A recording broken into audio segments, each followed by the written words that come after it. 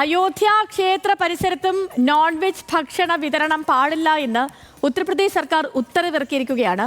ക്ഷേത്രത്തിന്റെ 15 കിലോമീറ്റർ പരിധിയിൽ non veg ഭക്ഷണം നൽകരുത് എന്നാണ് നിർദ്ദേശം. ഹോട്ടലുകൾക്കും ഹോം സ്റ്റേകൾക്കും ഒക്കെ ജില്ലാ ഭരണകൂടം നിർദ്ദേശം നൽകി. അഖില CP വാർത്തയുടെ വിശദാംശങ്ങളുമായി നമുക്കൊപ്പം ചേരുന്നു. Akhila, good morning. എന്താണ് UP സർക്കാരിന്റെ നിർദ്ദേശങ്ങൾ?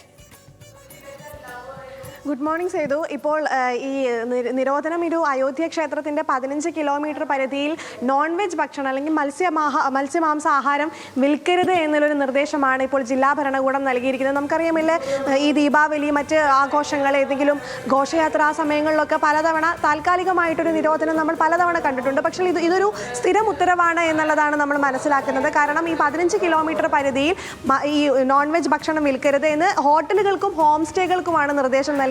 അപ്പോൾ ആദ്യം തന്നെ ഇത്തരത്തിലുള്ള ഒരു നിർദ്ദേശം, ഇതിനു മുൻപും ഇത്തരത്തിൽ അയോധ്യ ക്ഷേത്ര പരിസരത്ത് മാംസം വിൽക്കരുത് എന്നുള്ളൊരു നിർദ്ദേശം നൽകിയിരുന്നു. പക്ഷെ അത് ഹോട്ടലുകളും ഈ ഹോം സ്റ്റേകളും അത് കർശനമായി അത് പാലിച്ചില്ല.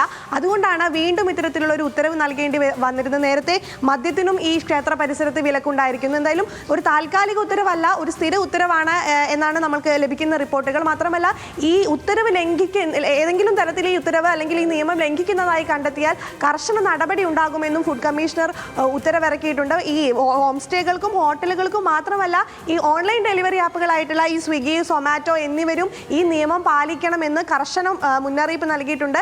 എന്തായാലും ഇപ്പോൾ ഈ അയോധ്യ ഇനിയിപ്പോൾ ഒരു ഘോഷയാത്രയൊക്കെ നടക്കുന്ന സമയത്താണ് ഇപ്പോൾ ഇങ്ങനെയൊരു ആശങ്കപ്പെടുത്തുന്ന ഒരു ഉത്തരവ് ചെയ്തു.